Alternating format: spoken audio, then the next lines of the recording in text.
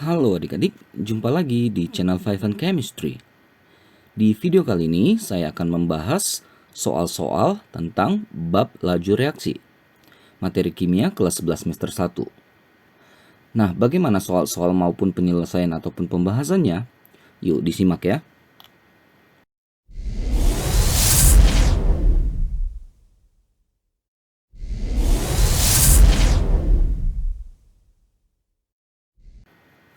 Oke, karena soalnya cukup banyak, jadi saya akan langsung saja mulai ya. Oh ya, ini ada 20 soal dan semua soalnya pilihan berganda. Kita mulai dari soal nomor 1. Berikut yang benar tentang laju reaksi adalah, nah laju reaksi itu kalau kita punya reaksi A menjadi B, kita tahu A reaktan, B adalah produk. Reaktan akan berkurang dan produk akan bertambah ya dalam satuan waktu tertentu. Nah, jadi jumlah zat reaksi berubah. Nah, ini kurang spesifik berubahnya gimana gitu ya. Jadi berubahnya jumlah zat hasil reaksi produknya itu berubahnya bertambah atau berkurang gitu. Harusnya bertambah kan? Bertambahnya zat reaktan, nah ini salah, reaktan akan berkurang. Sedangkan produk akan bertambah. Jadi jawaban yang tepat adalah yang E. Berkurangnya zat reaktan atau reaksi atau bertambahnya zat hasil atau produk tiap satuan waktu. Oke, nomor 2, ini mirip nih. Kalau di nomor 1 tidak ada reaksi, di sini ada reaksi. 4NH3, 5O2, 4NO, 6H2O. Jadi ingat yang kiri adalah reaktan atau pereaksi, yang kanan produk. Produk akan bertambah, reaktan akan berkurang. Laju bertambahnya konsentrasi NH3. NH3 reaktan pasti berkurang. Laju berkurangnya konsentrasi H2O. H2O produk pasti bertambah. Bertambahnya konsentrasi O2. O2 reaktan akan berkurang. Berkurangnya tekanan, nah kita nggak bahas di sini ya, nggak ngaruh ya. Laju bertambahnya konsentrasi NO. Nih NO kan produk bertambah. Oke, dalam satuan waktu. Jadi opsi yang tepat adalah yang E. Oke, nomor 3, sebanyak 0,7 mol dinitrogen pentaoksida N2O5 dipanaskan, ruangnya 5 liter. Terurai menjadi NO2 dan O2, ada reaksinya. 10 detik pertama, 0,1 mol oksigen yang terbentuk. Nah, berdasarkan data ini, berapakah laju peruraian N2O5 itu? Nah, jadi saya tulis ulang reaksinya. 4N2O5 4NO2 plus O2. Ini udah setara koefisien ya. Ini koefisien harus disetarain ya. Oke, mula-mula katanya ada 0,7 mol. Ini belum ada. Tapi setelah 10 detik si O2 itu muncul atau terbentuk 0,1 mol. Maka sesuai dengan perbandingan koefisien, maka NO2 yang terbentuk adalah 0,4 mol karena 4 kali koefisiennya ya, 4 kali lipat. Nah, N2O5-nya juga 0,4 mol. Ya. Nah, yang ditanyakan laju peruraian N2O5. Jadi, kita fokus ke sini. Ya, jadi dengan 0,1 mol O2 yang terbentuk, maka di saat itu juga terurai 0,4 mol N2O5. Jadi, konsentrasi N2O5, konsentrasi itu kan mol per volume ya, 0,4 mol, volumenya 5 liter. Ya, ini jadi 0,08 M molaritasnya ya. Nah, sedangkan laju atau V itu kan konsentrasi per ini N2O5. Tiap satuan waktu tadi katanya kan. Nah, di sini kan 10 detik tadi. Udah, kita tinggal masukkan 0,08 per 10. 0,008 molaritas per second atau ms-1 yang ini dadu. Lanjut, kalsium karbonat oke, larut dalam asam klorida oke, membentuk gas karbon dioksida dengan reaksi sebagai berikut oke. Cara praktis menentukan laju reaksinya gimana ya gitu. Apakah mengukur berkurangnya kristal CaCO3? Kebayang nggak kalau kita reaksikan ini dalam satu wadah, gelas mau gelas kimia gitu ya, suatu wadah lah ya. Apakah kita bisa melihat kristal CaCO3-nya itu berkurang berapa per secondnya gitu? Pasti nggak bisa ya, ribet pastinya ya. Bagaimana dengan konsentrasi HCl? Bagaimana kita bisa melihat? Ya nggak mungkin lah kita bisa lihat konsentrasinya berubah tuh gitu. Turun tuh sekian, ya nggak bisa. Kita gimana ngukurnya? Ribet lah pasti, kalaupun bisa. CaCl2-nya tidak. Nah, jadi yang paling simpel adalah kita mengukur laju terbentuknya CO2. Jadi kalau CO2-nya itu kan nanti dia akan nguap ya. Ini kan gas kan, nanti itu bisa ditampung ya, ada kayak silinder gitu nanti yang ada volumenya, ukurannya. Jadi kita bisa tahu nanti itu by time, seiring waktu itu bertambah berapa itu volumenya yang dihasilkan. Jadi lajunya akan kelihatan, bisa diukur. Gitu ya. Oke, lanjut. 5. Tindakan berikut yang tidak akan memperbesar laju reaksi. Oke. Faktor-faktor laju nih ya. Pada suhu tetap ditambahkan suatu katalis. Katalis itu memang mempercepat suatu reaksi kan. Jadi bisa ya. Suhu naik ya, mostly reaksi itu kalau suhunya naik, ya, energi kinetiknya naik, berarti lajunya akan makin cepat. Bisa. Ditanya yang tidak ya. Pada suhu tetap tekanan diperbesar. Nah, kalau tekanan diperbesar itu biasanya kita memperkecil volume sehingga kayak jadi kayak jadi lengket semua tuh yang partikel-partikel, sorry bukan partikel ya, zat-zatnya itu, misalnya proyeksi-proyeksinya itu jadi makin dekat lah mereka jaraknya sehingga tumbukan terjadi ya lebih mungkin terjadi ya dengan ditambahkan tekanan itu. Jadi bisa nih. Volume diperbesar. Kalau volume diperbesar tapi kan jumlahnya yang lainnya tetap ya. Zat terlarutnya tetap. Kalau ruangannya diperbesar berarti jarak antar partikel zat terlarutnya itu makin jauh. Ya, jadi peluang terjadinya reaksi ya makin kecil juga. Jadi yang D ya. Tambahkan zat bereaksi ya, bereaksinya bisa ya sih mempercepat. Kalau banyak bereaksi kan banyak laju gitu ya misalnya. Tapi kalau volume ini yang paling kurang tepat di soal ini. Oke, nomor 6. Ini peruraian hidrogen peroksida ya, H2O2. Jadi 2H2O tambah O2. Oke. Nah, ini ada grafiknya, ada kurva ya. Ini ada X dan Y. Kurva menunjukkan volume gas oksigen hasil reaksi 50 mili, H2O2-nya itu 5%, suhu 25 derajat Celcius. Ada 4 tindakan yang dikasih tahu di sini. Nah, yang ditanya tindakan mana yang dapat menghasilkan kurva yang kurvanya ini nggak kelihatan ya. Ini yang ditanya ini sebenarnya kurva yang Y ya. Sorry ya, ke typo ini. Nah, jadi yang ditanya itu bagaimana cara menghasilkan Y ini, kurva yang Y ini.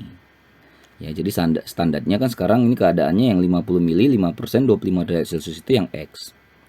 Nah, jadi kalau berdasarkan kurva ini kita paham dulu. Ya, jadi Y itu lebih cepat ya daripada si X kurvanya ya. Jadi Y itu naik cepat ke atas terus dia terbentuk lah. Kalau X itu naiknya slow. Nah, jadi paham dulu gambar kurva ini. Ya, yang yang Y itu lebih cepat daripada X. Tadi X standarnya adalah 50 mili, 5%, 25 derajat Celcius. Supaya lebih cepat kan berarti kita bisa bermain dengan faktor-faktor tadi. Oke, bagaimana dengan A? Digunakan 100 ml H2O2 5%. Ini kan volumenya lebih besar daripada volume awal kan? Ya, jadi makin lambat dia nanti malah, tidak lebih cepat. Digunakan 50 ml H2O2 ini sama-sama 50 ml tapi konsentrasinya lebih besar. Nah, kan boleh. Kalau konsentrasi lebih besar ya lebih cepat lajunya. Dilangsungkan pada suhu 30 derajat Celcius. Nah, suhunya lebih tinggi dari 25, berarti bisa juga. Tambahkan serbuk MnO2. MnO2 ini adalah katalis ya. Ini cukup terkenal ya katalis yang digunakan untuk reaksi ini peruraian peroksida ini ya. Jadi bisa. Maka opsi yang tepat adalah 2, 3, 4 yaitu D. Oke, nomor 7. Laju reaksi yang paling cepat cepat. Oke, Kak, yang paling cepat itu kalau kita lihat dari logamnya, kita pilih yang ini kan ada batang, butiran, serbuk. Yang paling kecil itu adalah serbuk kan. Luas permukaannya paling besar. Jadi semakin kecil zatnya itu, maka luas permukaannya makin besar. Ya, dari sini udah menang serbuk nih. Konsentrasi juga cari yang paling besar. Jadi kan di sini ya, tiga-tiganya besar. Suhu juga cari yang paling tinggi. Ya, ini udah pasti yang ini juga. Nah, makanya yang paling tepat adalah yang nomor 4. Lanjut nomor 8. Berikut yang mempunyai laju reaksi paling cepat lagi yang ditanya ya, paling cepat yang kayak tadi lah. Bongkahan dengan serbuk, pasti lebih cepat serbuk. Nah, lalu faktor apa lagi nih? Konsentrasi. Ya, konsentrasi makin besar, laju makin besar. Ini 0,1, 0,001, 0,01 udah pasti yang C yang lebih cepat. Oke, dari percobaan peruraian H2O2 menjadi H2O dan O2, oke, data sebagai berikut. Berdasarkan data tersebut, zat yang berfungsi sebagai katalis yang membantu untuk mempercepat terjadinya reaksi itu yang mana ya katanya. Oke, jadi kita fokus pada pengamatan ini. Mana yang dapat mempercepat, ya kita yang namanya cepat pasti gelembungnya yang banyak. Jadi kita fokus dengan yang banyak ini juga. Lalu kita fokus ada larutan apa yang ditambahkan. Ya, ini kan kalau dia saja lambat dia sedikit gelembung. Tambah NaCl ternyata juga sedikit, berarti nggak terlalu ngaruh nih si NaCl nih keberadaannya ya, penambahannya. Oke, ditambahkan Fe2SO43 itu makin banyak gelembung, makin cepat berarti. Ditambahkan COCl2 juga seperti itu. Maka udah pastilah dua zat ini yang menjadi katalis, mempercepat reaksinya. Nah, kita ionkan Fe2SO43 itu kan adalah 2 Fe3+ tambah SO42-. Sedangkan COCl2 itu adalah CO2+ tambah 2Cl-. Jadi di situ ada ion Fe3+ dan ion CO2+. Opsi yang tepat adalah yang E. Oke, untuk soal nomor 10 dan 11 pakai data berikut.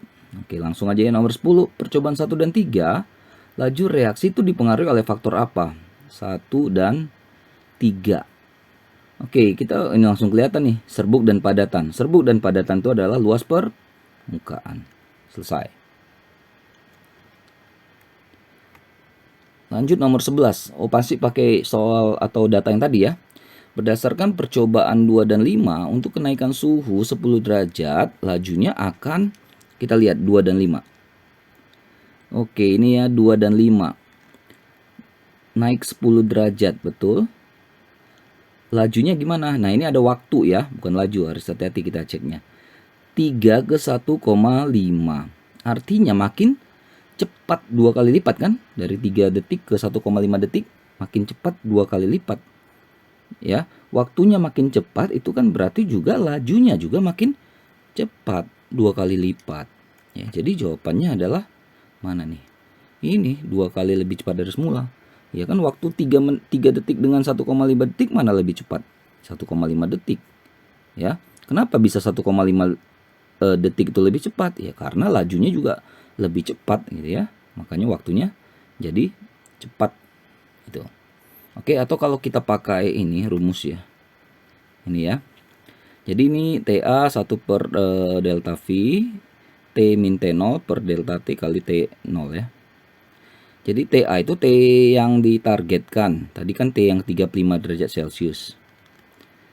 Ini kenaikannya berapa kali nggak tahu. T per T0. T-nya itu yang 35 ke 25 dibagi kenaikan suhunya berapa? 10. T mula-mulanya adalah T yang di 25. Jadi ya T 25 derajat Celcius.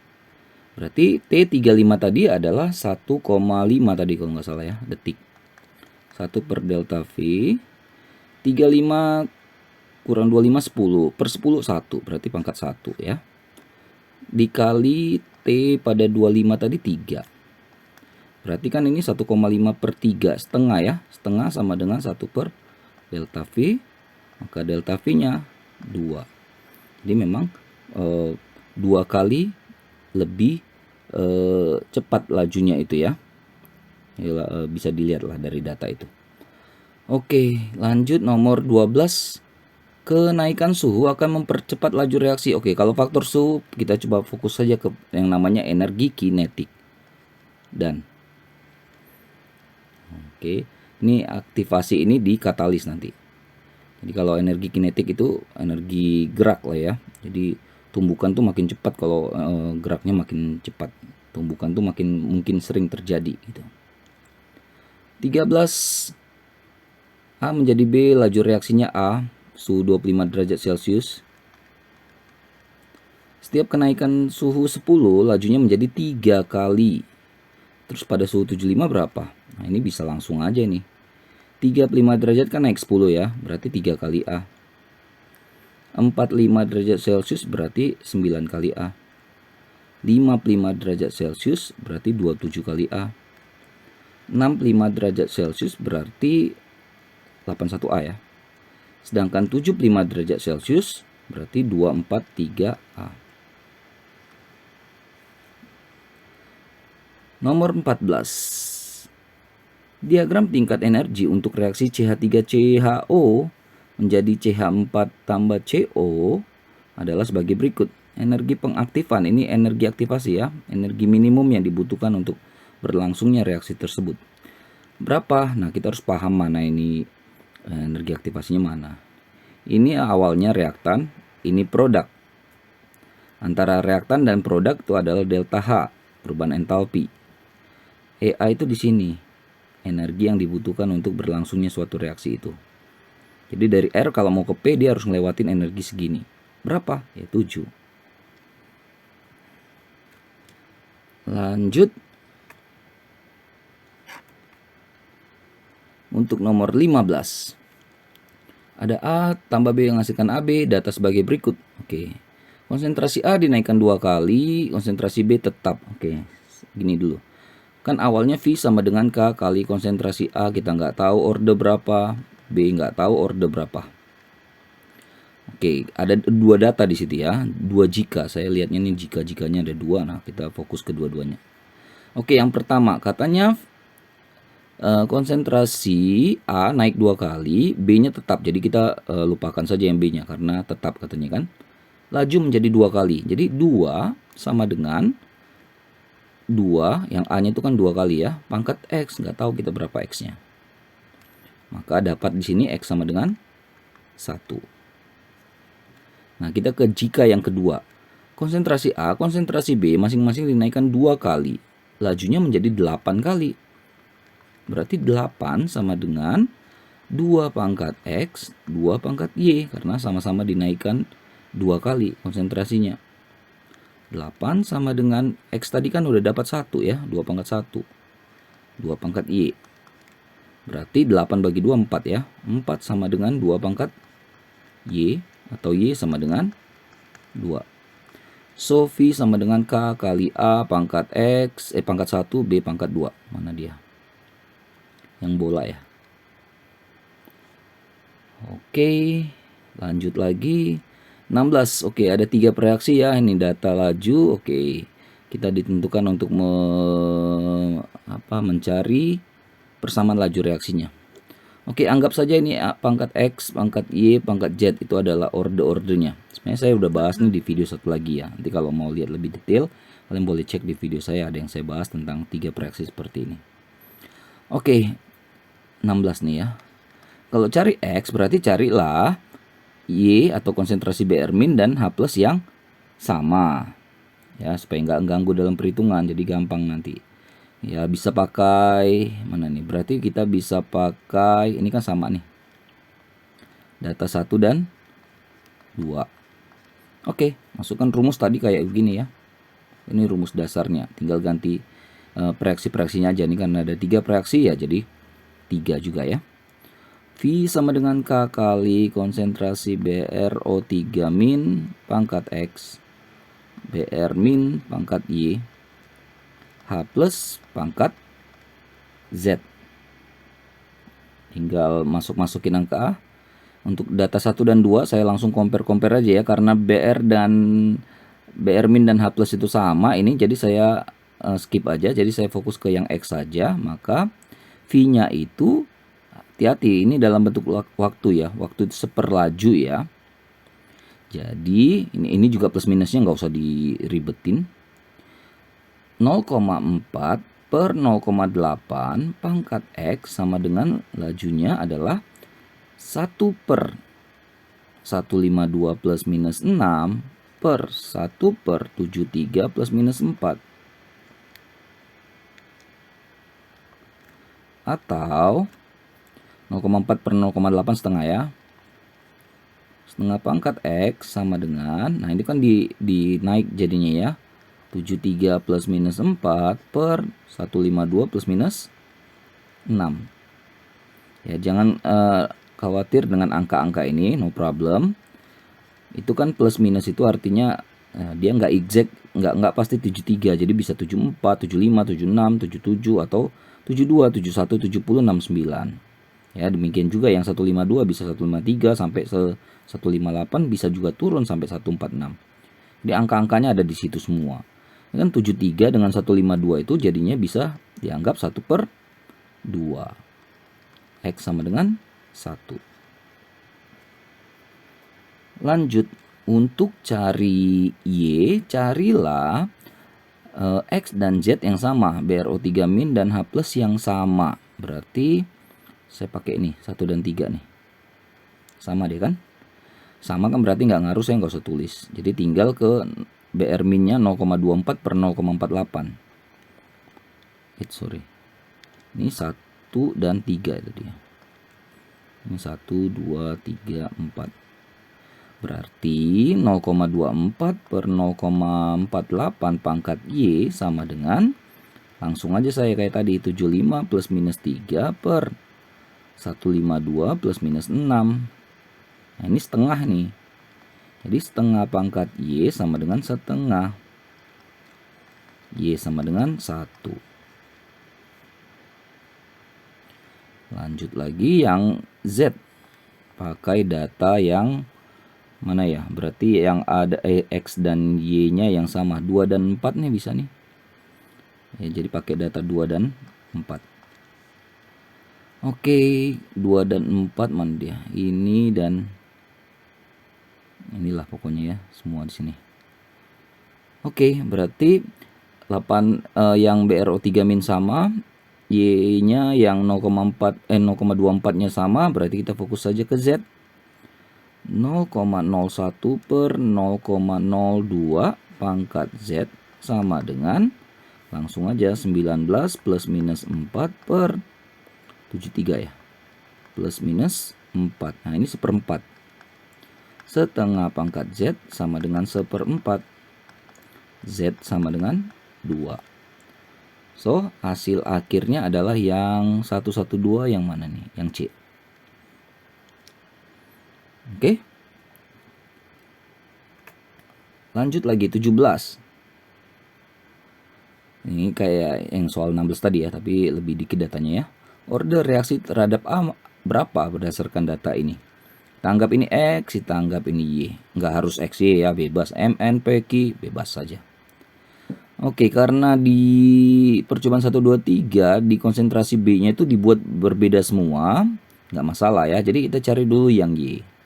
Mencari Y, kita bisa pakai cari data A yang sama, yaitu 1 dan 3. Ya, karena ini sama kan. Oke, jadi kalau udah sama, kita fokus aja ke yang ini. Jadi 1 per 3 pangkat Y sama dengan V-nya. V-nya adalah X per 9X. Kan 1/9 ya. 1/3 Y sama dengan 1/9, dapat Y sama dengan 2. Tapi bukan Y yang ditanya, melainkan X atau si ini pangkatnya si A ya. Udah, sekarang kita coba pakai data 1 dan 2. Jadi 1 per 2, 0,1 per 0,2 ya, pangkat X. 0,1 per 0,2 juga atau 1/2 juga, pangkat Y. X per 8X. Tadi kita udah dapat Y-nya sama dengan 2. Oke, berarti setengah pangkat X. Ini setengah pangkat 2. 1/8 nih ya. Setengah pangkat X, ini 1/4 sama dengan 1/8. Seperempatnya nanti ke kanan jadi 4/8 setengah ya. Setengah pangkat X sama dengan setengah. Dapatlah X sama dengan 1. Opsi yang A. 18. Diketahui bahwa reaksi berorden 0 terhadap B. Grafik mana yang orden 0? Orden 0 itu berarti dia flat aja ya. Ya berarti yang E, artinya nggak ngaruh dia. Jadi ditambahin pun dia ya tidak berpengaruh terhadap laju itu. Jadi dia flat aja begini. Oke, yang ini 2 nih. Yang ini 1, tapi harusnya agak lebih diagonal gitu ya. Oke. 19. Diagram tersebut menyatakan, oke, dari diagram ini. Pereaksinya lebih besar daripada produknya, berarti itu adalah reaksi exotherm. Sebenarnya langsung ketahuan nih jawabannya. Yang dadu. X ini adalah energi aktivasi. Jadi energi yang dibutuhkan, ya energi minimal yang dibutuhkan untuk reaksi itu dapat berlangsung. Reaksi menjadi produk. Selisih antara reaksi dengan hasil reaksi namanya delta H. Itu. Exotherm itu melepas energi atau kalor. Bukan menyerap, ini endo, salah. X perubahan entalpi, salah. X itu adalah EA. Reaksi hanya dapat berlangsung jika X lebih besar dari Y, nggak ada aturannya ya.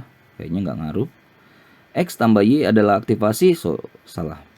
Yang benar adalah D. Last one, senyawa berikut yang bertindak sebagai inhibitor. Inhibitor itu adalah yang memperlambat laju reaksi. Jadi kalau ada dia itu lebih lambat. Ya. Jadi ini kebalikan dari katalis ya. MnO2 ini katalis ya. NO2 katalis juga. Saya lupa prosesnya apa. V2O5 itu untuk asam sulfat juga ya kalau nggak salah. PTNI sering dipakai. Nah ini CO nih, inhibitor. Kalau nggak salah untuk inhibitor enzim ya. Oke, kurang lebih begitu ya soal dan pembahasannya. Maaf kalau ada kesalahan ataupun kekurangan. Mudah-mudahan ini bisa membantu kalian, terutama kalian yang sedang mempelajari materi ini ataupun yang mau mempersiapkan diri untuk ulangan tentang materi laju reaksi. Oke, cek terus, update terus video-video terbaru lainnya di channel 5 and Chemistry. Sampai jumpa dan bye-bye.